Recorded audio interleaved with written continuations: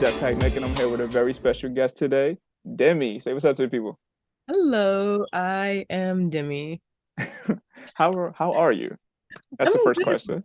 Yes, I'm good. How are you? I'm doing good. Listen, the people gonna find out who you are. So for me, this is an exciting day. Because I know who you is, you know what I'm saying? But yeah, I'm good though. I'm good. I'm blessed, you know what I'm saying? We're about to have a tremendous conversation and people gonna learn a lot about you. So for the people who don't know who you are, can you let them know who you are, what you're about, and what you do? Who I am, what I'm about, and what I do. Yes, Um, ma'am. I am Demi. Um, what do I do? Wow, this is a loaded question actually. Um, I am a multimedia creator. I am a filmmaker, a video editor, a writer, and I dabble in some painting, sometimes drawing. I like visual arts. And I guess what I do is I just create. Like I just want to make things. Um, you know, I feel like what I do, what I want to do is inspire people.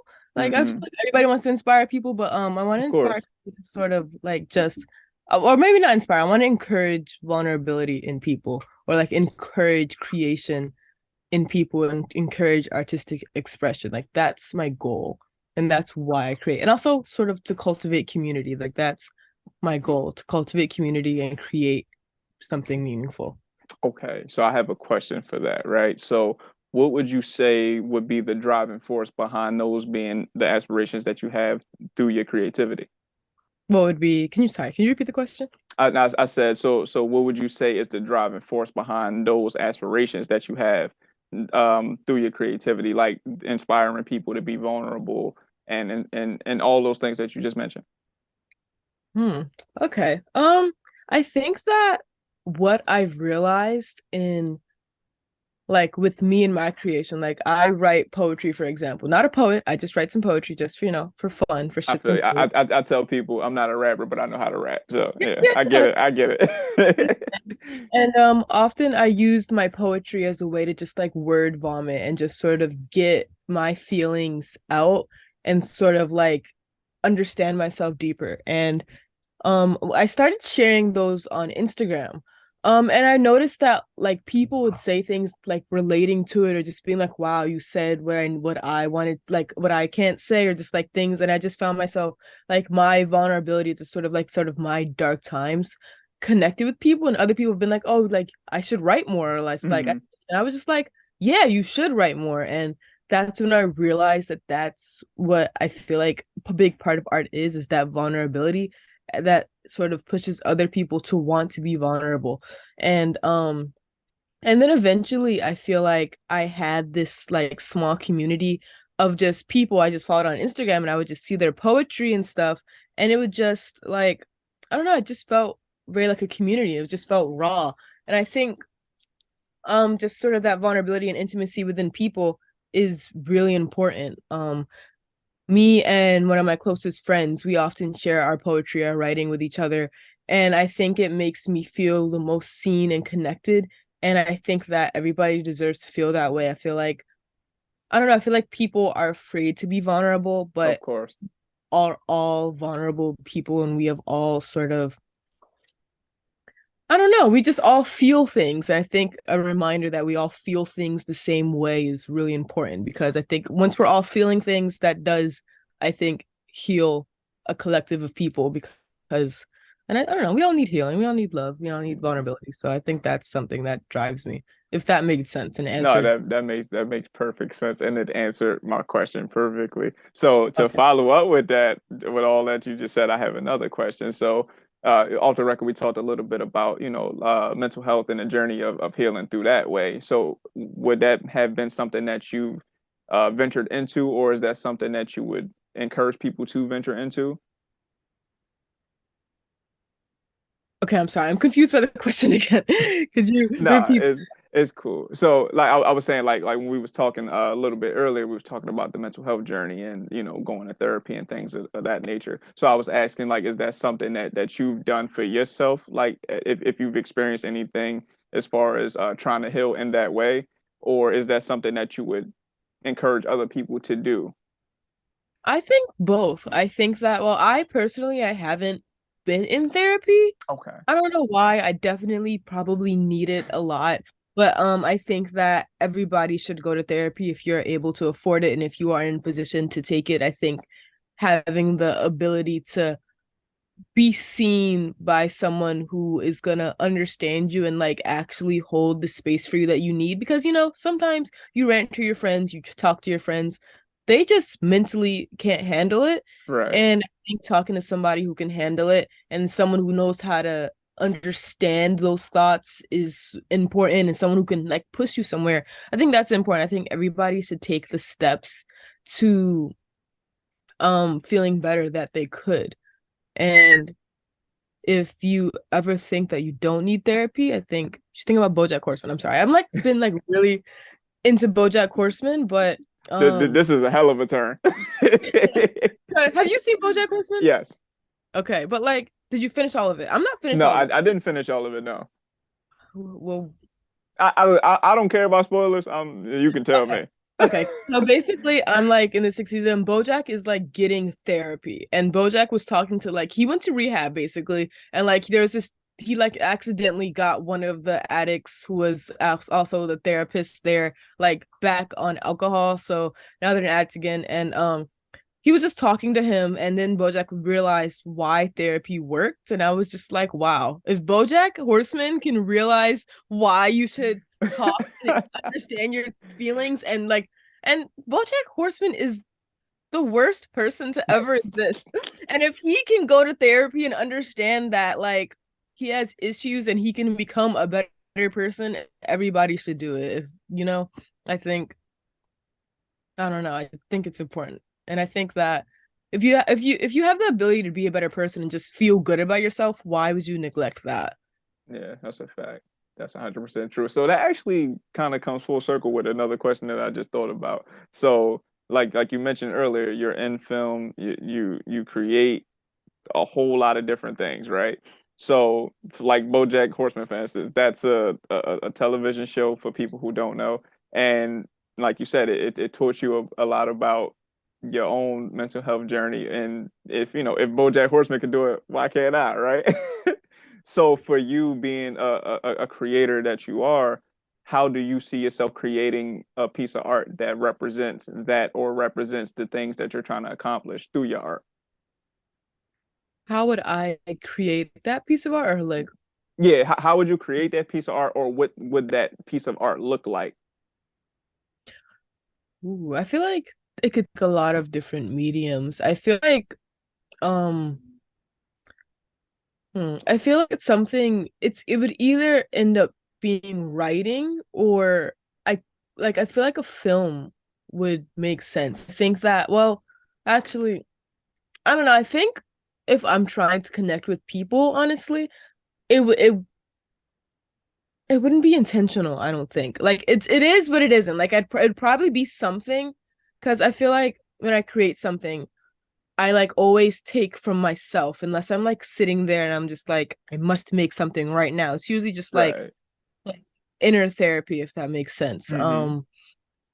And if I want to connect with people and have them feel that way, like I think whatever it is that I'm doing, like, okay, I think I want to start this over so I can Hey, like by make all means, here and by all means. um like sometimes I find myself writing something and getting myself like I journal a lot. So I find myself getting myself together, getting into like a creative flow and understanding sort of like maybe how I could write about my mommy issues in a creative way to express that and get it together so it makes sense to me. And then other people could also relate to that. Like I find myself doing that a lot.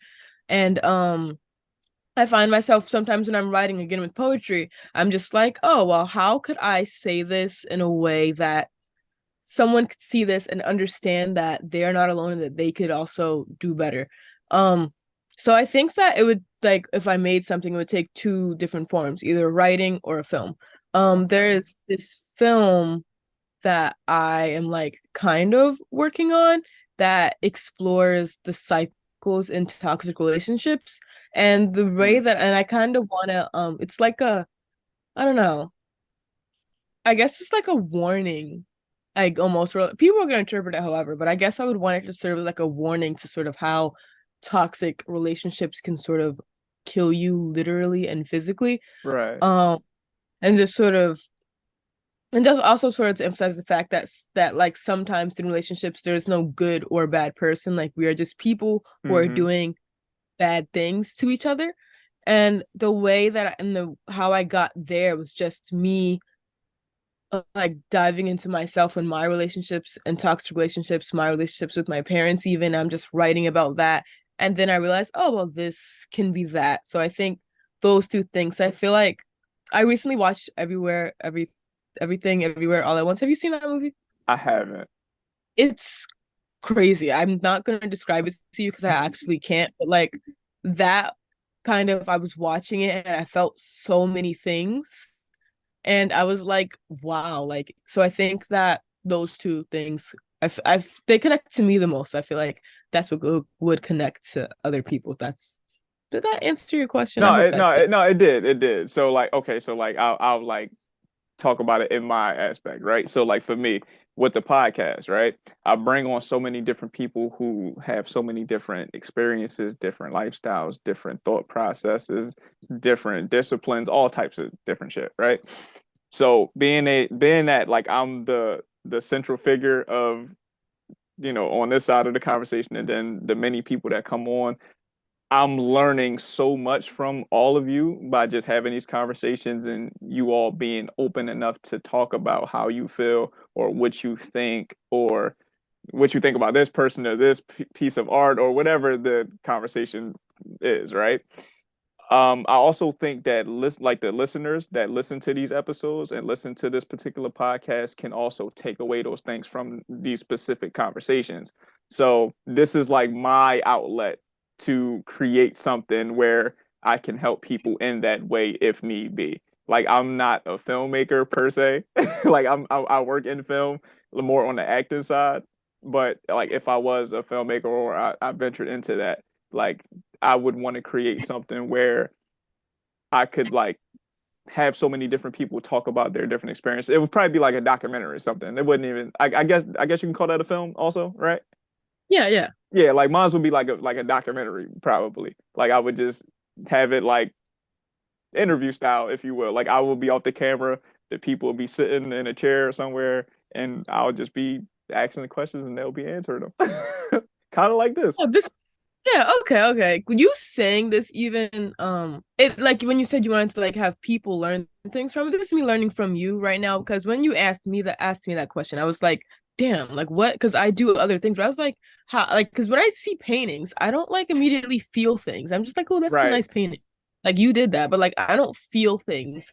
And then my brain also is just like when I read things, like, oh yeah, I feel things, but like I was do I really feel things the way that but you just remind me there are so many different ways to just sort of do something to connect to Mm. people because I think that you're right. Like even talking to you, like I'm learning just like, oh, well, yeah, you're right. Talking to people, all their different experiences, that's what's teaching and teaching people and like giving it a broader understanding. And like I'm learning from you from that and like even from talking to you and doing this and that's crazy.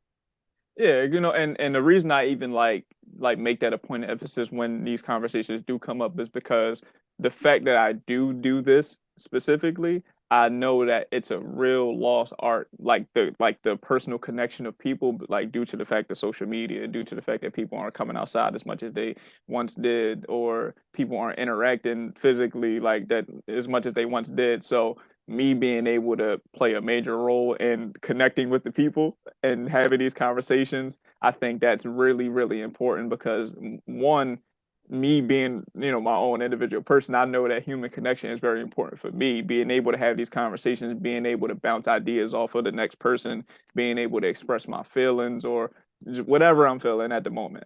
Like that for me is really important. So I can only guess that the next person that would be important too. Like everybody has the same kind of feelings in some way. Now we may express them differently, but everybody feels love, everybody feels hate, everybody feels angry, everybody feels tired, sad, like whatever. Like it's not this new feeling that you could create that nobody else has felt before. So knowing that I feel these feelings and I feel these emotions, I know that the next person, whether I'm talking to them on the HolloTalk podcast, talking to them in person, or somebody listening to the conversation, I know that they are feeling these things too. So if we're able to provide a conversation that talks about that, or we can provide um, some help in a way, then I think that that's important to do, especially in a forum like this where it's seldom done. Yeah. You said you have did the podcast like for 5 seasons. Yeah. Like is something that like from like just I do not know how to word this question. Wow. Like what is You can something say that you it. learned from just talking with people in this like way? Like is it intimate in a way that like you feel like you said it was a lost art? Do you think like the conversation like how has it affected you like as as a person? Um, shit. I mean, we could sit here all day and talk about that. I'll try to condense it, if you will. What I will say is, it showed me that my voice is really, really powerful if I allow it to be. Like, the amount of people that I've talked to and the level of people that I've talked to, just off the strength of me being who I am as a person, like just having these, small conversations, or if I had just met a person or something like that, my energy, I believe, shine through enough for them to be like, yeah, like I don't mind talking to this dude about my life and what's going on or how I feel and those kind of things. Whereas like I probably don't even have to tell you this or even the listeners, but I'm pretty sure we've all had moments where we've known somebody 10, 20 years and don't even feel comfortable talking to that person about what we ate this morning. Like you know what I mean? So so the fact that you all put your trust enough in me to be like, yeah, I will come on your platform and talk to the world about who I am as a person openly and wholeheartedly off the strength of because I fuck with you, like it don't get no better than that for me. So That's so that would be like the one thing that like I really took away from, or I take away from having these conversations with people, whether that's on the podcast or just in regular life. okay. Wow. Okay. Okay. Yeah. That I think that's valid because when you mentioned that like you like not even feeling comfortable with people that you know for like a long time, like that is so real. Because I'm usually an anxious person, like less so the past couple of months because I've been working on it. But like this is like a really safe environment. So Yeah. yeah, I don't know what it is that you're doing that's making me feel like it is to talk, but like I don't know. That's real. More people should Uh, have it. I mean, I'm just listen. I'm just being who I am as a person. Like I'm not. I'm not one of those people who try to manipulate people or try to make somebody say something that's super crazy or headliney. Like before you come on a podcast, I let everybody know. Like this isn't an interview. This is just a conversation that's recorded. Like I take the opportunity to get to know all of my guests as people before they become a subject of a conversation that I'm having on my platform. Like I'm talking to you as if you're a person and about what you think, how you feel, what you're about, who you are in totality. Whereas some people would just, read off a piece of paper, oh, she has an Emmy. Oh, she works in film, and then they'll just talk to you about those things, talking at you instead of talking to you as whereas me, I'm talking to you as Demi. Like I'm That's talking to you as who you are. that's It just so happens you have an Emmy. It just so happens you work in film. these are all coincidences. Yes. Yeah, so I think that would be the difference. Like if I could just pinpoint one thing, like is Okay. I actually take the time to cultivate relationships with these people that I talk to, and for in most cases I can actually say that like these are people that I call friends or that I would talk to on a regular basis instead of just like all right, I talk to you on the podcast for an hour, 2 hours, and that's it. I don't talk to you again. Like you can hit me up, like you know what I mean? Yeah, that's so real. Do you think you made like a did you make a lot of friends from the podcast? Yeah, yeah, I do. So generally how it goes is I would either meet these people like at networking events like for instance I met you at the BPA screening where they were screening some of the films that BPA did, or what was it, over the summer, spring, what was it? Yeah. Right. And I had met you. I was introduced to you. They was like, "Oh yeah, you gotta meet this person. This Demi with the Emmy, yo." I'm like, "What Emmy?" So I was like, "All right." And then you had spoken. You was just Like you was just interested in me. I was like, oh yeah, I have to have her come on the podcast so I can talk to her. And normally that's how it goes for me. Like I hit a lot of networking events, or I'll send out some DMs and just talk to people who I find to be interested and who I think my audience would deem interesting as well. So through that process, we talk on the podcast, we talk off the podcast, and then we just cultivate a natural friendship, a natural relationship, or like whatever, insert word here, over the course of that time. Okay, So okay. shouts out to the homies. Oh, yeah, yeah, yeah. Okay. Yeah. You got any more questions? I don't have any more questions. My bad.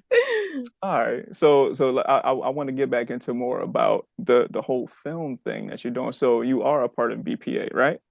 Yes. Okay. So what do you do specifically with BPA? Okay, so right now I'm a part of two of their programs, but like they have this like media and film for you media and film futures thing. Hmm. And they're like teaching us like the logistics of film, like from like narrative standpoint, and also like what it'd be like for like working with clients. So that's what we're doing right now. We're like working together on like a film. Fuck, how do I explain this? We're just working together on like on a film. It's much like what you like that film that you acted in with for Naja. Hmm. I'm doing the same thing. I am the editor and I'm doing set design and wardrobe.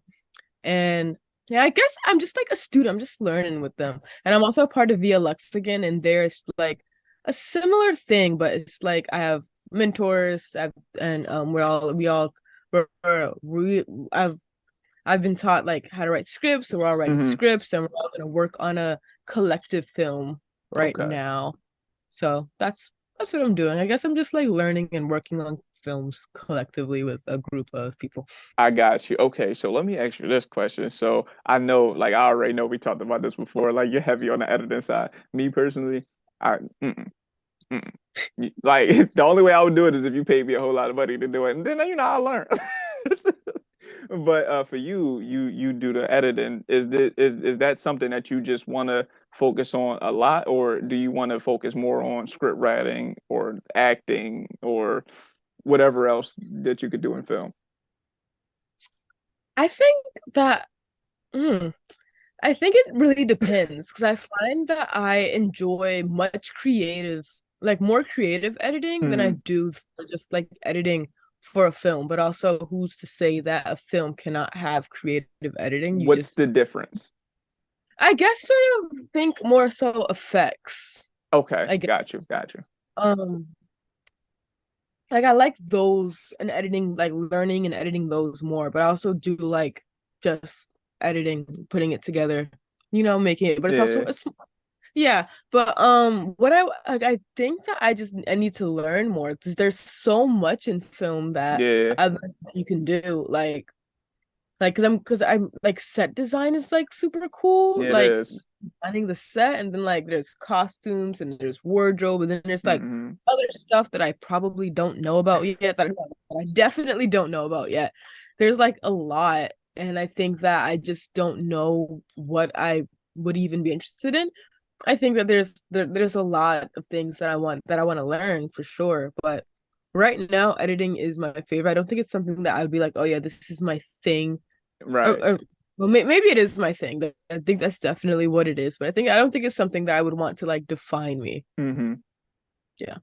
No, that makes sense. Because and the reason I asked is because, like I said, I'm more on the active side. So I know for me, that was like a fun experience. So I guess to give you backstory on how I even got into acting. So in college, I started off in theater. Like my background's theater. So before I even got on stage, I was doing set design. I was, helping with the scripts and just helping backstage. That was what I wanted to do. I just wanted to observe before I made a decision to go on stage. So once I did go on stage, I liked it. Not to the point where like I had to be in every play that ever existed, but I liked it enough to be like, all right, I'll give this another try. And then I did a really important piece towards the end of my college career, which really, really ignited my passion to continue on acting for real. And then I was presented with the opportunity to act in Lovers Anonymous with Naja. Shouts out to Naja. Um, and that was a really, really fun experience, being that was my first film experience, and also my first lead role, and I had a kissing role, and it was a lot. It was a lot going on. Okay, well that's exciting. What was the first thing that you did? Because you said it was like pretty like important. Like The one in college. yeah, what was that? Oh, so it was a play called The Bridge, or Bridging the Gap. It was one of the two, but it was about an interracial couple, um, and it was just going through their journey of their relationship, and the subplot was they both had two different parts of a picture, which they didn't know was a part of the same picture, but you find that out at the end when the picture comes together. So, at the top of the picture, it's a white family on a bridge, and at the bottom of the picture, which the black woman has, it's a I want to say it was a mother and a son, or a mother and two sons. They were hanging from the bottom of the bridge. So, they go through the process of just, explaining the relationship between the man and the woman. And then at the end of the play, the picture comes together, the top part and the bottom part, and it's the same picture. So it's the guy's family, or his ancestors at the top of the bridge, and it's hers at the bottom. Oh So wow. it was a real powerful piece. Yeah. Wow. So yeah, wow. So what what do you want to do with like what is it, because you have this podcast Yeah. and you want to act. So like like do you have like a like what what do you want to do? Like what is it? I don't know. I don't want to put you in a box because No, no, I got you. I got you. I mean, I guess in short, I would say I just want to have an opportunity to expand my creativity as much as I possibly can.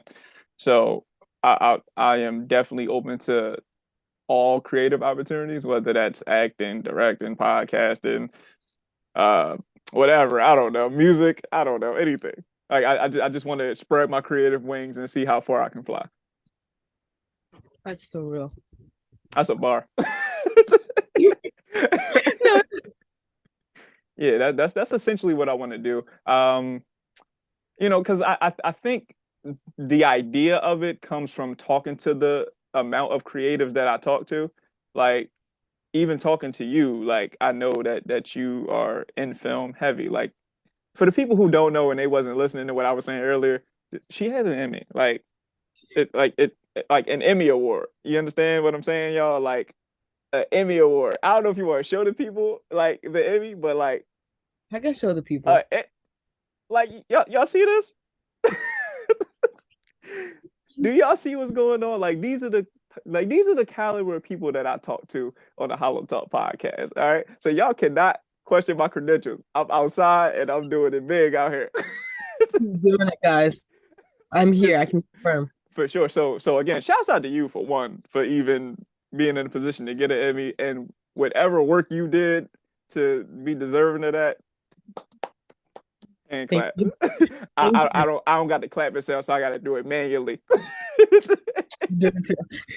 Yeah, so shouts out to you for that. But like, just talking to you and talking to so many other creatives, it's like I see what you all are doing firsthand. Like, and it's inspiring to me because I know if I'm in the room with you all and talking to you all, then obviously I'm in a position to be able to do some of the similar things that you all have done or that you all aspire to do as well. And the fact that I talked to so many different creators from so many different areas, so many different disciplines, then that only inspires me to try to make my mark in each of those disciplines as well, whether that's podcasting, music, film, TV, et cetera, et cetera. Okay. Okay. What's yeah. Sound like you had a question. I did, but like I'm not sure. Like I was thinking about the question, and then my brain like paused and was like, "Stop!" And I was like, "Fuck," because I definitely have the question. But I think it was what is your relationship with creativity, or like how do you feel about it and its existence in the world? Like, 'cause you talk Hmm. to a lot of creatives, so I Like, like this question because I was going to ask the same question, but you beat me to it.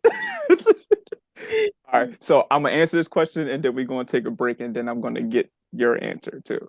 So okay. my answer for this is I think creativity runs the world. Like there's nothing that you can tell me that is gonna change my mind on this because I see it every day.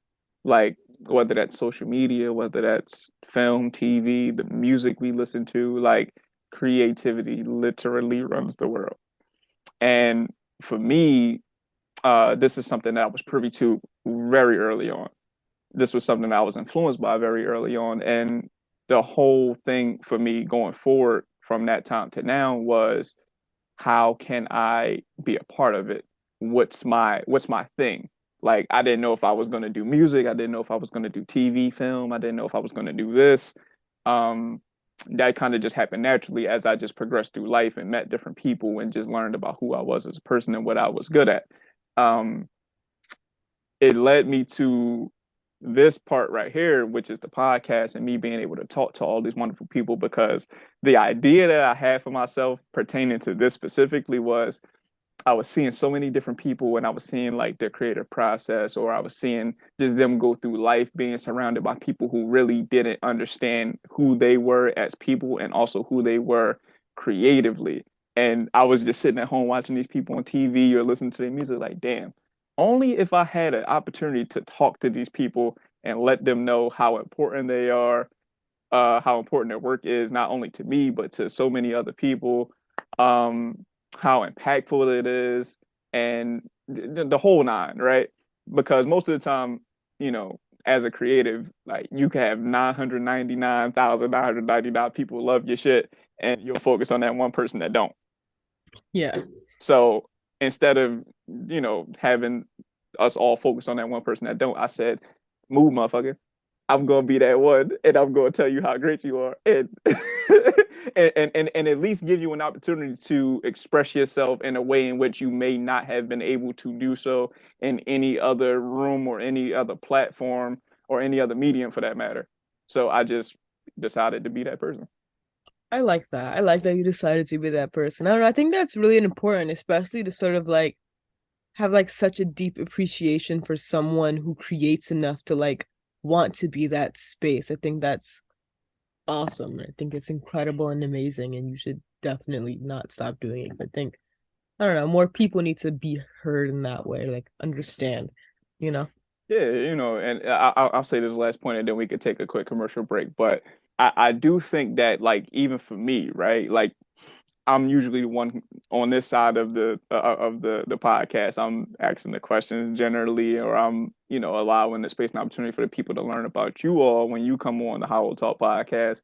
But I also do think it's important for me to express, just the experiences that I've had through you all and also with you all too, or even my experiences separate from you all and being able to learn from each other. Like, yeah, I am presenting an opportunity for people to learn from you and the experiences or whatever. But I think that the conversation aspect of it, us learning from each other and people seeing and hearing us learn from each other, is just as important as me sitting here running down the list of credentials that you have and people saying, oh, she's dope or he's dope or whatever the case may be. No, yeah, no, I agree. Like fully, all of it. I think that, no, I don't know. I just agree. I feel like that's important. It is. So we're going to take this quick commercial break and then I'm going to ask you that same question. So Okay. get ready. I will. I'm ready. We'll be back with more of the How Talk podcast in a second.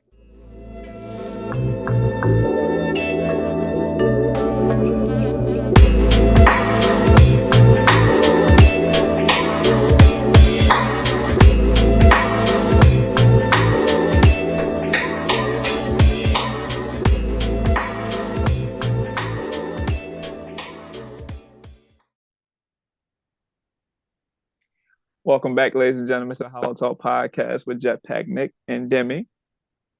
Hello. So before we left, I was answering a beautiful question that Demi had asked me. So it's only right that I return to sender.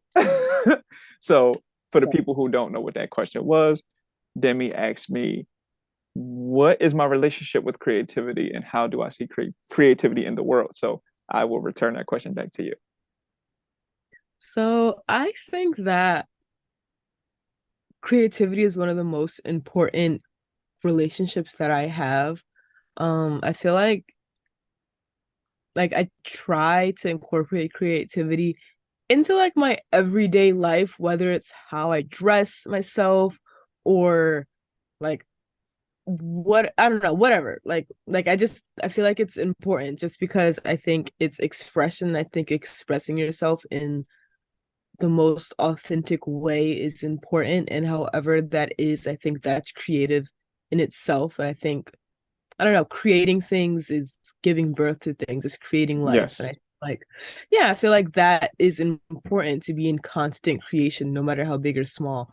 Um, I think that relates with like how I see it in the world and how I think it is important to the world because it is creation is giving life, it's giving this world meaning. And I think you said that like the world like can't go round without art, like something similar. Like you said something that I was like, oh hmm yeah, like the world needs art no matter what it is. And I feel like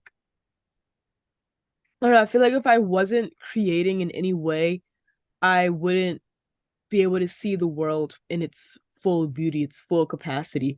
I think that everything is art, like whether it's like the trees. Well, actually, no, yeah, nature is art. Everything is art. Mother Nature, hmm beautiful place. For But real. yeah, I think everything is art, and I think allowing myself to see things that way also made my relationship with art, with creating and creativity better, and also art better. I feel like I don't know, I just feel like it's important. I feel like it's necessary because again, expression is so necessary to understanding yourself, the world, what the hell is going on. Um, you know, because really what's going on if not creation? That's 100% true. So to follow up with that question, I have another question for you. So from this point up until whenever you decide you want to stop creating, or even if you don't want to stop creating, what do you see your creative process looking like as time moves forward? As time moves forward, I like this question. Oh Um, man. Yeah. As time moves forward, I want to be more intentional with my creation or like what my process is. I want to really create a space. Number one, like I want to make a sacred space that I feel comfortable allowing myself to create in. And I want to be able to pour myself into it. And I guess, I don't know, right now, a lot of the process for me, like I'm a really like vibes type of person. Like I need the Mhm, right vibes to do anything. for So sure. I'm always like I need certain lighting. I need to turn the lights off, or I need to like have candles lit. I need to like play like soft jazz, or I need to light incense, or I need to like have silence, or I try to make it like a routine that kind of grounds me. I feel like that helps me tap into to my creative side and I'm not emotional because I feel like for me it's like to either I'm creative because it's natural expression and I'm just like life is hard. I'm gonna write about it. Life is hard. I'm gonna do something about it. Like expressing myself in that creative way, or it's like me in the intentional way. Like this is like when I paint, which is also could like because my relationship with painting is just like wow, you did that. I think that's where like my relationship with painting comes in because hmm that's when I have to create a space and be intentional. It's like oh well, I want to do this because it looks nice, as vibes, and so I think in the as time goes on, I want to be more intentional. And I want to be able to allow myself to make things even when I'm not sad. Because creativity is not just sadness. Creativity That's a is fact. not, yeah, like it's vulnerability for sure, but it's definitely not just sadness. And I think right now I create from a place of sadness. And sometimes I worry, like, what if I'm not a creative if I'm not sad? Or like, what if I get happier and I just can't write anymore? Hmm. And I don't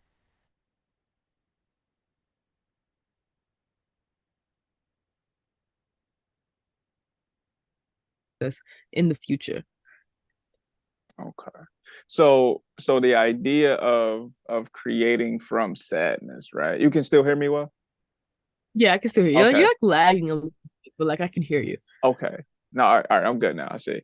All right. So this idea of creating from sadness, it's two-part question. Part one of the question is, where do you think that derives from the idea of creating from sadness for you? And two, how do you see yourself being able to put yourself in a creative space when you're happy or excited instead of being sad? Okay, so where it comes from. Wow, okay. So I think that so like I said, I like journaling. I journal a lot.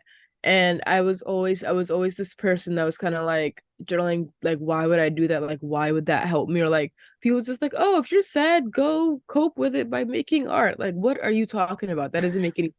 But when I was in college actually is when it was really bad. And when I think back about that time, something that brought me comfort is like I'd always be like really fucking high. Like in college, honestly, I was Mm-hmm. just like, but like I'd always come home just really high and I'd just sit there and I'd paint.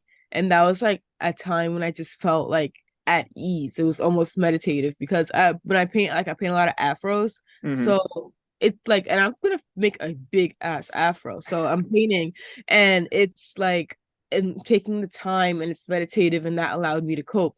So I found that I painted the most when I was sad. And the same thing with writing. When I said that I was like I would like be writing and then I'd be vulnerable and like I'd put it online and people would share it that way. I was writing because like it was a journal entry. And then I feel like sometimes my journal entries just naturally become poetic in a way. And then eventually like like push that. I'm like, okay, this is gonna be a poem of some sort.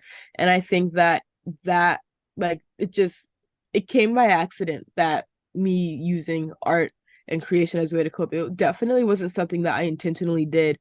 And I think that's why I'm afraid that I won't be able to be as creative as before because I think me being sad, like these are all of my formulative years. I'm still forming, I'm a human, Right.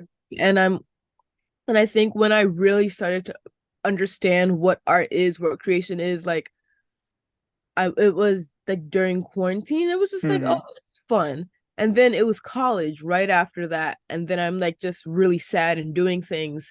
And like naturally I've like made things before, but then again, like I was maybe 17, 16. I'm Mm-hmm. not a real person at that time. And even if I was a real person, like I'm completely different now.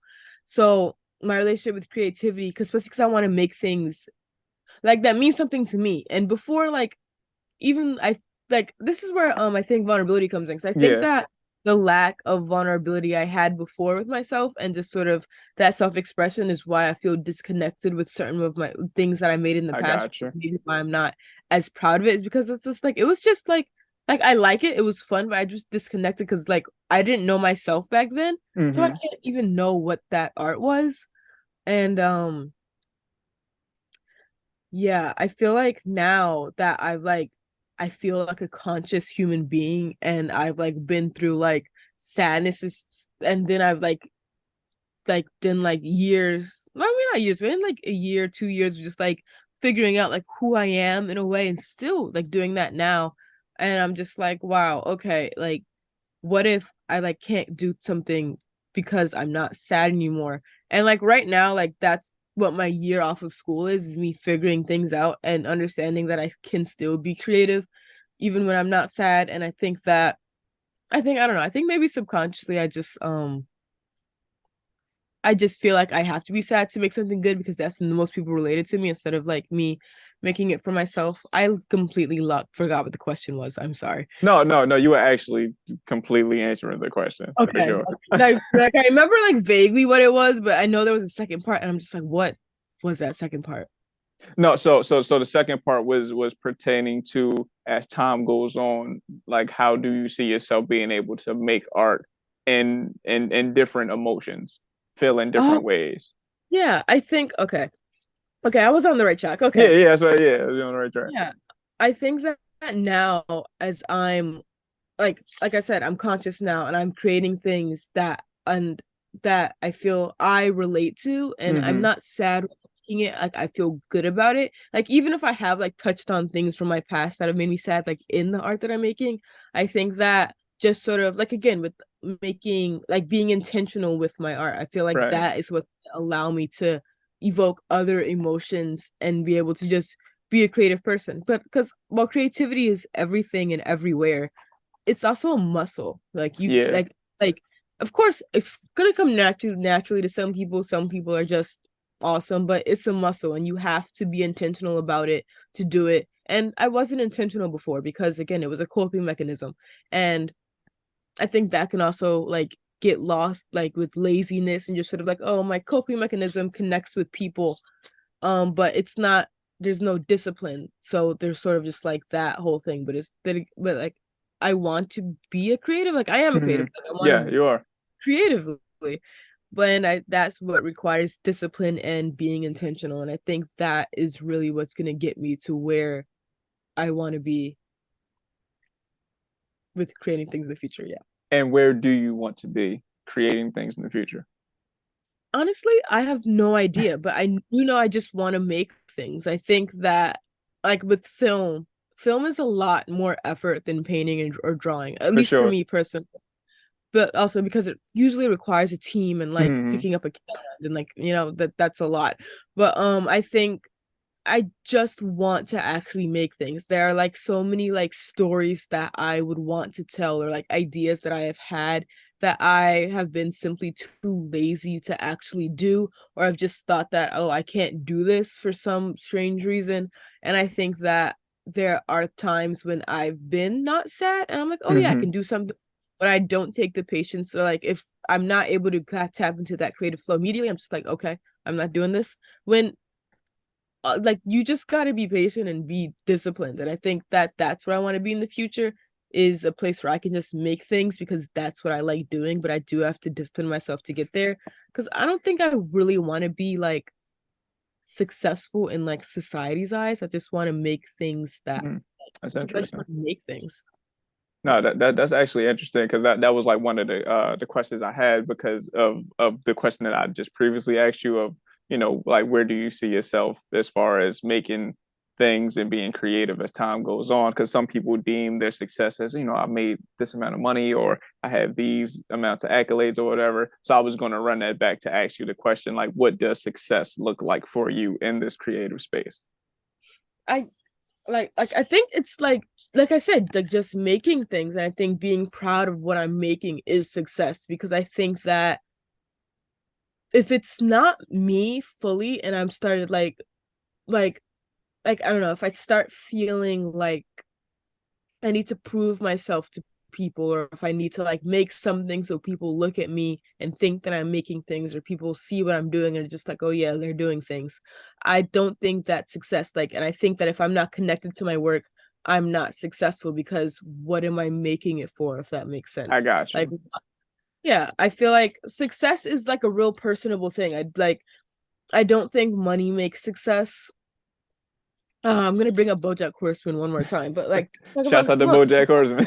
yes, I'm obsessed with it right now. But Todd from BoJack Horseman, apparently he has like family issues. That Hmm. was I didn't know that they didn't touch on that to the last season, but he like was saying to talk he Todd is like a couch hopper. Like he just be Hmm. around houses, these crazy like failed business ideas.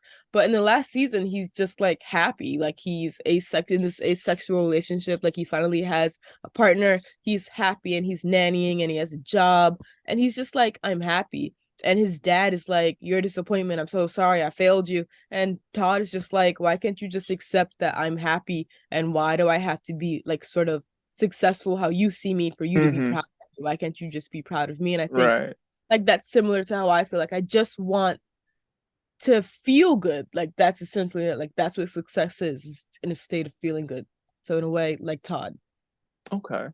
All right. So I have this question, and I don't think I've ever asked this question to any creative that I've had on the Hollow Talk podcast, but I'm gonna ask this question to you. So no pressure, right? Yeah, no pressure. I'm not scared at all. so so you created so much from the time you started up until this point, right? And you're going to continue to create so many more things. So my question to you is, do you feel like you've made your magnum opus already? Or do you feel like you're in the process of creating your magnum opus? And if so, what would it look like? I think okay, I'm gonna be honest, I don't know what magnum opus means. Okay, so a magnum opus is basically like the thing that represents you. Like this is like your breakout thing or the thing that when people see it or hear it or whatever, this is who you are Well, and your creativity. I don't even think I think I'm like on the tip of the iceberg and there's like so much more because I think like I said before when I was making things that like I've gotten like with the things I've made in the past like naturally people like it and like even now like I have friends who are just like oh yeah Demi that thing we did that's awesome and I'm just like that is the worst thing ever and it's like I just don't connect to it and I don't think that is me anymore and it Mm-hmm. was made at a time when I didn't know myself. I am just now getting to know myself. Like the past like 2 months actually is the most I've actually gotten to know myself. Mm, And there's so much more I can do the more that I know myself. And I think that I'm nowhere close to being there. Like I think I'm gonna make a lot of things, but I don't think I'm gonna reach like my full potential until I die probably. Like I think I that is got my you. full potential maybe. I don't know. I think that I'm a really fluid and ever-changing person as everyone is. Like I'm constantly evolving. So I think that what is my peak is gonna change or like I don't know. I don't peak. Hopefully I'm always growing. But No, that's a fact. yeah, That's a gem. Don't yeah, peak. That's yeah. it. But yeah, I don't know. I definitely haven't made the best thing ever yet. I don't know. I don't think I'll ever do that. Mm. I think I'm gonna make good things, but I don't think something there's gonna be one thing that fully like is like this is me, and Okay, yeah. so all right, so I I googled what it is so I can give you a proper definition, and maybe that might help you. So the proper definition of a magnum opus is a large and important work of art, music, or literature, especially one regarded as the most important work of an artist or writer. Hmm. Well then, no, I don't think I've made that yet. I think that with more self-exploration, that will come. And I'll be able to like I said, with being intentional. Like I'll be able to make something that's intentional and something that will really make me feel like I'm doing something and something that will really make a real mark that I want it to make. Like that Mhm. is gonna come in the future. Right now I'm like getting my feet wet. Like I don't even know how to swim yet. Like, I'll be there. Nah, I feel you. Okay, so let me ask this question because you spoke a lot about your self learning, being able to learn about yourself and figure out who you are as a person. So one, what is that journey look like for you thus far? And two, what do you hope to continue to learn about yourself as you continue in this journey of knowing yourself? Hmm. Well, what it's looked like, honestly, it looked like a lot of different things. It's looked like the whole like how spirituality is a trend, the whole like earthy girl aesthetic. It's looked like that. It's looked like reading a bunch of self-help books and being like, "Oh yeah, this is gonna help me." It's looked like yoga and meditation every Mm-hmm. morning.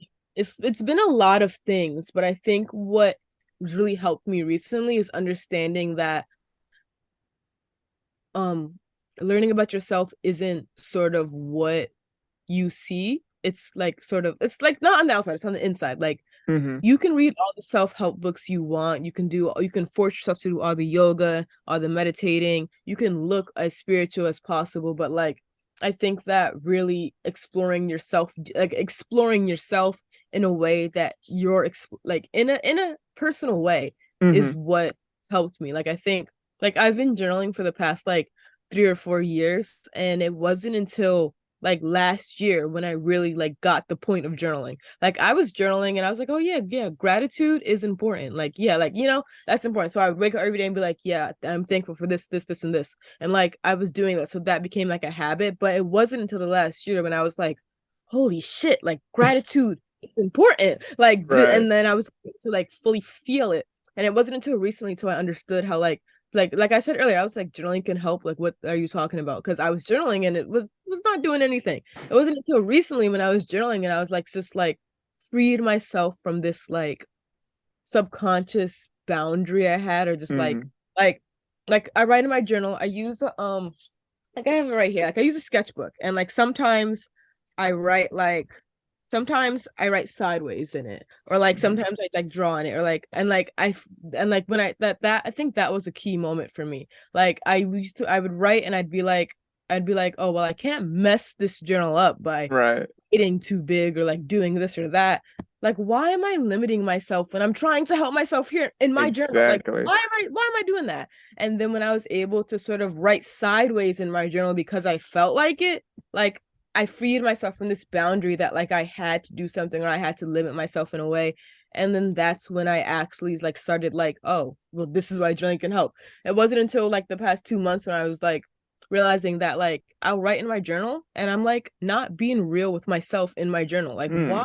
Like why am I in my journal like not being as real as possible? Why am I not admitting all my deepest darkest fears? This is my journal. Why am I Right. like and when I was able to sort of like allow like free myself from the idea that like I had to be like perfect or like this is like a dainty little diary and I was able to just be real and raw in it, that was when it like changed for me. I and also like psychedelics have also like helped me, like Okay. surprising. Like for me, like I am a research person and Hmm. I've gathered the fact that if you're eating healthy and doing right for your body and stuff, you're gonna have like not terrible times or like bad trips or, like that will like make it better. So naturally, like if I want to do Molly, now I'm eating broccoli and greens and staying hydrated the day before, so I'm not doing bad. And in December, I did a lot of psychedelics that maybe like I did Molly twice, acid twice, and shrooms twice, which was not Okay. good at all I, for my brain health, probably like for sure not good. But in that time, like I was taking active measures to take care of myself simply because I wanted right. to do the drugs. And I wasn't doing the drugs to like have a profound spiritual experience. It was just for shits and giggles. But that's what sort of like I learned ended up learning something that I didn't want to learn on each of the trips. Like one of my acid trips, I was baking cookies and like I used too much butter. And I was like, this is disgusting. Why is this so buttery and greasy? And like from then I just stopped using greasy foods because I was like, oh, okay, like this is disgusting. Like, why am I putting that in my body? And yeah, just like small things like that. Like I did shrooms like in the like around New Year's, and I was with my friend, and like I was sick, and I like sometimes I just don't blow my nose real, I just like sniffle, and I was like, wait, like why am I keeping the germs in my body? Like it's trying to leave, or like I was bloated for the first time in a while. Like I'm Hmm. vegan right now, and like I've been eating like a lot of like tofus and rices and lots of vegetables anyway. But like I was bloated and I was doing shrooms with my friend, but I was bloated for the first time in a long time. And I was like, why am I bloated? Like I haven't been bloated in a long time. Like this is painful. Like what? Then I was like, this is why you eat right. So your body is not like giving you pain. So now I'm like more intentional with what I eat. Hmm. And also like I think something that I would recommend to everyone is microdosing. That has also helped me. Like just like the psychedelics aside, I microdosed for a good chunk of January. It is still January, but Hmm. um like not microdosing with intention again. Intention is really important. And I think that giving myself a routine and discipline and all of that combined has what made these past 2 months like better for me. Because I think I mentioned earlier, like sort of like is when I really started to know myself. It's like discipline and intention. And then just sort of, I know if you're struggling mentally, which is why I recommend the microdosing the shrooms. With the microdosing, my anxiety was gone the first day. Like I tried a microdose. Like you Really. don't feel like like my brain was clear, like no anxiety, like no, like something that I would normally overthink about, like my brain was just like, why would you think that? And then I moved on. Like the first time that happened on microdosing, I was like, holy shit, like this is how people without anxiety function. Like they don't sit there and dwell on the same thing for hours and hours on end until it like eats them alive. Hmm. Wow. And that helped me. And then using the plant medicine and sort of allowing myself to do things with a clear head like made for better habits when I'm not microdosing. So that helped me. So I think that because it's not like it clears your head, it gives you energy Right. like mushrooms, but like it's not like you can do all of that and then you can scroll on TikTok all day, which is like something also that I did. And then I was also like, why am I doing this? Like I can be doing something else. And I think that is what helped me because it was like it's been like deathly hard to motivate myself to do anything. Hmm. And I think that when I was got that clear head and then I allowed myself to actually do something, like I think that that's what it looked like, and I think I want my journey in the future to be more of that, like more just like doing things, because I am like quite frankly very lazy, and the shrooms allowed me to realize how lazy I was and then like stop doing it. Like I'm not a perfect like person right now, like I'm still like struggling with my social media No, no, addiction. nobody's a perfect person. Yeah, and I think that I don't know. I think that's what I want my it to be in the future. It's just like more like eating right, more just like understanding myself and just sort of like I don't know this that like breaking like those like limits you have inside your head and all of that. No, listen, I ain't gonna lie. I was learning a whole lot. That's why I wasn't even interjecting or anything. I was learning so much from the stuff that you were just saying. So, like for me, like I guess my thing would be just listening to music or like being in solitude and kind of just taking a step away from dealing with people because like I deal with people all the time, all day. So, so in the process of that, it's a lot of information I take in. So it'd be like, all right, let me just chill for a second, throw some music on, and just not do anything. Like listening to what you were saying, like that's definitely something that I want to learn more about. Like again, like you said, you're a researcher. I'm a researcher too. I gotta research so I can know what I'm talking about. But yeah, that's definitely something that I want to do more research about. I don't know if I'll partake in it or anything, but it's definitely something to be knowledgeable about because from what I've heard and what I have researched for the limited research that I did do, it definitely seems like it's something that expands the mind and allows you a chance to slow down a little bit. But I don't know. I don't know. That's not my thing. No, it's true. I think psychedelic, like I think it does that, but it's also like an intention thing. You know, Hmm. I feel like if you're using drugs for the intention to have fun, you're gonna have fun. If you wanna have like a spiritual experience, you're gonna have one of those spiritual experiences. I think it's all I don't know. I don't really know much, just what I know, which Okay, is I got you. I got you. I'm not promoting people to use drugs.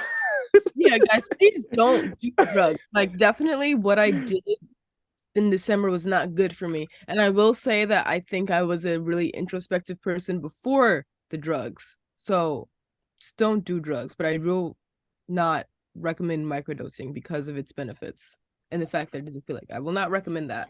I I, think that's what I respect it. I respect. I just, I just had to throw that little disclaimer out there. You know what I mean? Because I want the people to be like, he's doing drugs. No, I'm not. No, I'm not. she's not doing drugs, guys. Just me. No, My stop it. Stop it.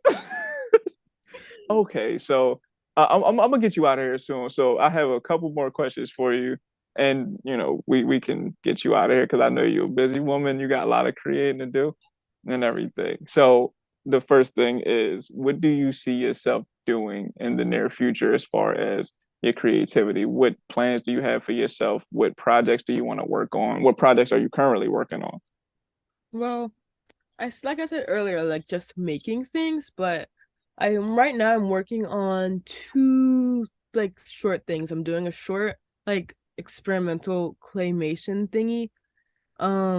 And I'm trying to work on this short film, like I said, about the toxic cycles.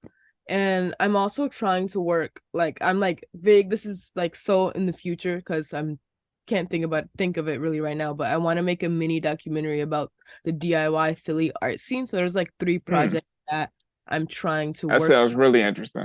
Which one? The DIY Philly scene. Yeah, no, because Philly is a cool place. Like Philly is so cool. And I feel like, I don't know, I feel like a lot of the people I see doing cool things are people that are my age. So now it begs me, Hmm.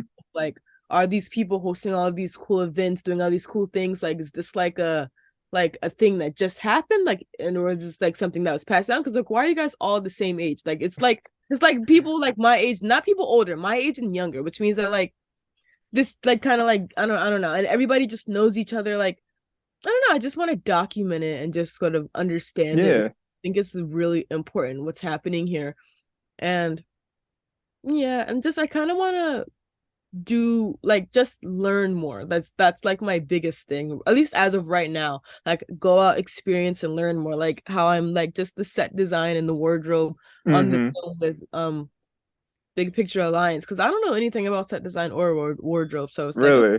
yeah, I'm gonna do some of that, or like I was just about to say you're pretty stylish. I thought you would do a lot about wardrobe. I don't know anything. I just know my Oh, wardrobe, but okay. like I respect yeah, it. I respect it. but yeah, that's how I think. That those are my plans right now. Just like, discipline, intention, doing things actually doing things. Like not saying I'm doing things, but like actually doing them is like what, No, that's a fact. yeah. That's a fact. Like because for me, discipline has been like my word of the year for like 3 straight years. No, it's so hard. But like discipline is like such is the thing that will like fix your life, but it's so hard to stay disciplined. And I just don't understand why life has to be hard that way. Like what? I don't Yeah. know. I mean, if it was easy, then everybody could reach the same levels. But I guess that's just not nature. Yeah, no, it's not. Damn. But hopefully, we got a little bit of an easy journey because sometimes I'll be ready to tap out. I'm ready to just be like, man, I'm done. I'm chilling. I'm about to just go lay down in my bed forever, No, and that's whatever so happens, real. happens. So real. All right. So before we go and wrap up, do you have any more questions for me? Before we wrap, yes, I do. Well, But well. I mean, if it goes over the time, we can always come right back.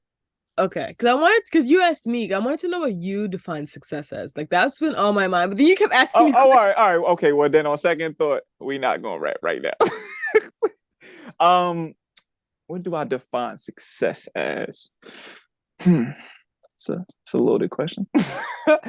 um, I think innately what I deem success is me being happy with who I see in the mirror after I do what I do.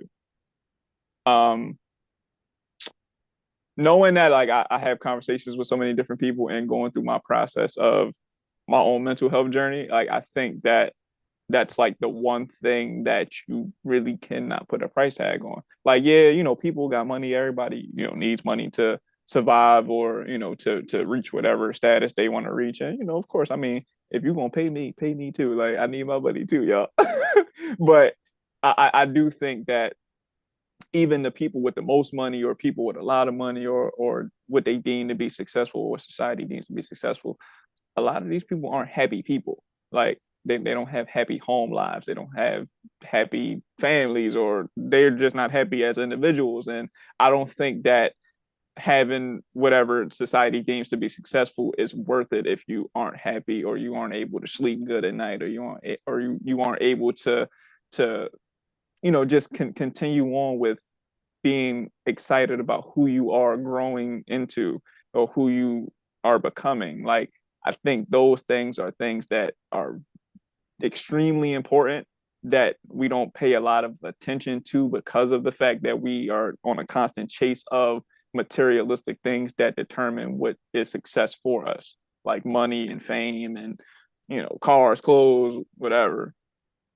you know, that for me, that's what success would be innately. But of course, give me my money too.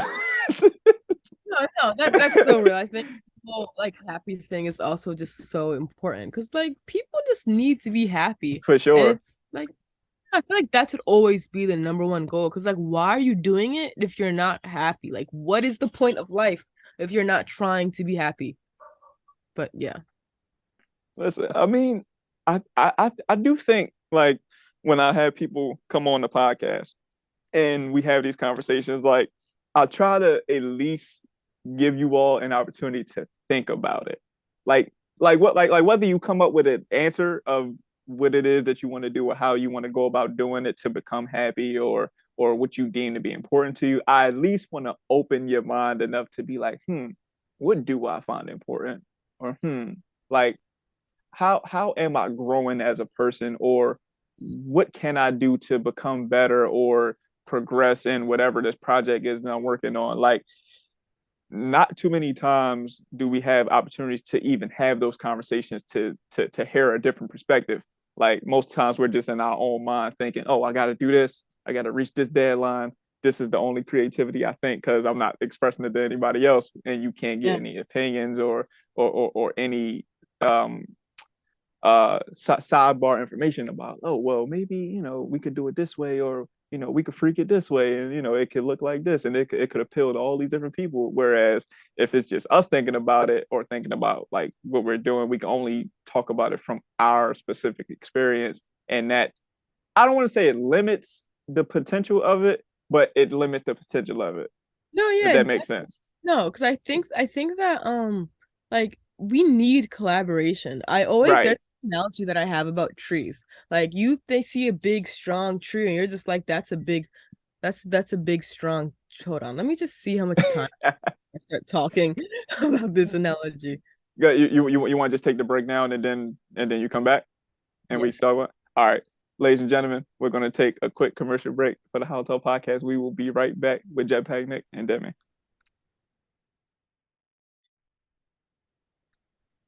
Welcome back, ladies and gentlemen, to more of the HolloTalk podcast with Jetpack Nick and Demi.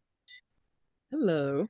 Okay, so before we left, Demi was giving us a tree analogy about what I had just said.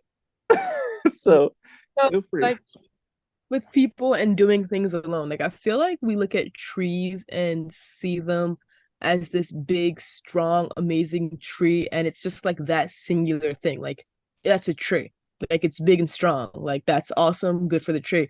But I think that we need to recognize how similar we are to the tree, but like in the way that the tree would not be there without the soil. It would not Mm-hmm. be there without the rain, would not be there without the sun. It's a whole collective little thing going on.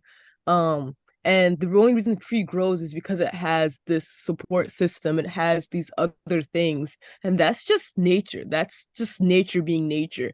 And we are no different than nature. So like the whole idea of people like doing things alone or like just solitude or just not sort of I don't know, allowing yourself to collaborate. Like we need that to grow. Like we are like I don't know, we're social. We are nature. We deserve to sort of allow ourselves to be together and grow from each other in that way because I think that while those things are also helping the tree is also helping everything else in whatever Yeah. way that fucking does its nature thing. I don't know much about plants, but I just know that trees like definitely benefiting like a whole collective of things just by existing, but it wouldn't be doing that without everything else. And that's why we shouldn't do things alone. That's why communication and things like this podcast is so important, like connecting with people, like all of this is important to our growth and the growth of everything around us.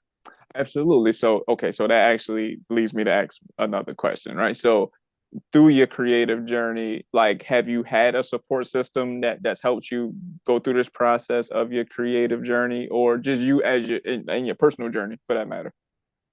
Yeah, I think I do actually. I have just like two of my closest friends. Like I've been like they have like just their existence. Like it's not like overtly them being like I support you or like overtly supporting me. It's just like their existence and my relationship with them and how they have allowed me to grow and learn from them, which is what pushed me to just feel better, just like in my be more creative because I think creativity for me is very vulnerable and very intimate and maybe Right.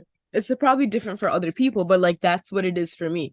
And I think being able to have those vulnerable relationships in my life is what is able to help me grow creatively as well, because I'm comfortable being vulnerable in more than one area, if that makes sense. No, it does, and the reason I asked that question is because, like, I know for me, community is also a big thing. Being able to have people help me along with this journey. Because, like I said, if I was just on the podcast by myself, like some people might like it, but it was important for me to expand that, and allow me a chance to talk to so many different people and get those conversations that you normally wouldn't get if you didn't put yourself out there to talk to people. And that's something I also see as a creative myself. Like, a lot of people really just like to be in their own box, their own little creative box, and not talk to anybody, or not put themselves out there to get to know other people and have them get to know them and who they are creatively and just as a person. So, saying all that to say, I think community and having a team around you is Very, very important. It's vastly important. It might be one of the most important things that you could possibly have as a person. I agree wholeheartedly. Like I feel like if you don't have anything, you need community. Like that community is so essential to like whatever it is. Like whether it's family, found family, just having that group there, it's gonna help you so much. Yeah, for sure. So, shouts out to the homies. Okay, so I'm gonna get you out of here. So this is customary to the HolloTalk podcast. I'm pretty sure you know where we're going with this, Yeah. but can you provide three gems to the people to take away from this conversation that they can apply to their everyday life? Okay. So I think one is like not be disciplined, but try to incorporate discipline into your life, maybe. It might make you a little happier. Um, be intentional when you create things, of course. And I feel like everyone watching this should also watch BoJack Horseman. That applies to their life, right? Like I feel For like sure. yeah, okay, because BoJack, I don't know. I'm like really like enjoying BoJack Horseman right now, so I think Why? everyone's. Why? What has you so infatuated with BoJack Horseman right now? I think it might be the same reason I love Joe Goldberg from you, but I think but I like Joe too. That's my guy. no, but I think that I don't know. It's just the show also just it's a lot. It's a heavy show, I feel, but I there's so many words that I can't make. Just said we're gonna get out of here, but No, it's cool. It's cool. Like you got time if you want to I don't explain know. it. And I guess to like condense it, it's just there are like, so many layers from it, and I feel like just everything combined inside. I'm not gonna sell this well at all. I'm sorry. It's just a silly horse, a silly alcoholic horse, and his silly little asshole tendencies, and it's fun to watch. And then you get into generational trauma and just trauma and more trauma, and Mm, it's silly. And that's why you should watch it because it's definitely not it's not as light as silly as it comes off. Like when you first mm. watch it, you're just like, oh, this stupid horse doing stupid things. And then it's like, oh, everybody this what? It's like I don't know. This is so hard to sell to other people, but like I can't No, explain it. I wasn't asking you to sell it to nobody. I just wanted to know why you like it so much at the moment. Cause I know for me when when I'm watching shows like it's just something about like just the character development or like the location of the show or just the story is telling. So I'll be knowing like kind of what my Okay, reason that's is to that. watch shows. Well, for BoJack Horseman, I really admire the character development or like the journey we go on with the characters and how like immediately things just don't feel like things are constantly changing. Like from like I've like been binging it kind of. I started Mm, it in like December and I'm like a couple episodes left now, but like just watching the characters grow, but like also sort of the complexities behind like BoJack being an asshole and like the whole controversy of BoJack. Is he really a bad person? Is it his mm, fault? I feel like I'm constantly questioning like because I'll go through like sort of like seeing his relationship with his mother, then seeing his mother's relationship with her family, and then that whole thing is just like damn. And then I'm just sort of like that, and then how he connects with every other character, then how every other character has trauma that has made them that way that they are. And it's just like it just leaves me with so many questions because I'm constantly in this place of just like, wow, maybe like why am I empathizing with an asshole drunk horse? Like I should not empathize with him at all. Because then like he does something and I'm just like, wow, he has trauma. But then I'm just like, fuck him. He's a terrible person. But then I'm like, I don't know. It's like it's also like it's a lot. Like I feel like they did a really good job of just sort of like ex not like explaining, but just like showing how like one thing leads to another and everybody's mm-hmm. just fucked up because of it. Because it's just this a series of unfortunate events and fucked up people just living lives, and it's just I don't know. I That's think it's essentially what it is for sure. yeah. So is it like any other shows that you watch outside of BoJack or like Right now, no, not really. Because like this is also a controversial thing, but despite being like a film person, I do not watch a lot of things. So like my BoJack like praise is like really crazy to me because I love BoJack Horseman, but I don't watch a lot of things. But I do like Avatar: The Last Airbender that I'm not watching right now, but I love it. I even got a tattoo of it. I don't know if you could see it, but I got the four. Oh yeah. Okay. Okay. Yeah, but like that. That's all. I'm not a movie person, but also I did just watch Everything Everywhere All at Once, which is also just like a brilliant, complex thing about emotions. This is a movie I need to check out. Yes, it's like Okay. awesome. I feel everybody was saying it was awesome, but they just put it back in theaters. I don't know how long, but like right now, it's in theaters, so you should go Okay. see it. I know. Theaters. I'm gonna check it out. I'm gonna check it out for sure. Okay. All right. Did you give three or was that two? No, it was Oh, three. that was three. All Yeah. right. Okay. So where can the people find you? Instagram, Twitter, TikTok. They can find me on Instagram, at the creator Demi. Okay. But Cool, that's cool. like a it's not because it's not the creator Demi in like a egotistical I'm so creative way. I was a Tyler the Creator fan in high school, and that's what it's from. That's why it's the creator Demi. Shouts out to Tyler the Creator for Yeah. sure. Okay. Like any last questions that you have for me before we get you out of here? No, no questions. Just yeah. Okay. That's what I All can say. right. Well, listen, I want to say thank you so much for coming on the HolloTalk podcast and talking to me, just sharing this space and opportunity to talk and build and learn from each other and to have, teach people about BoJack Horseman.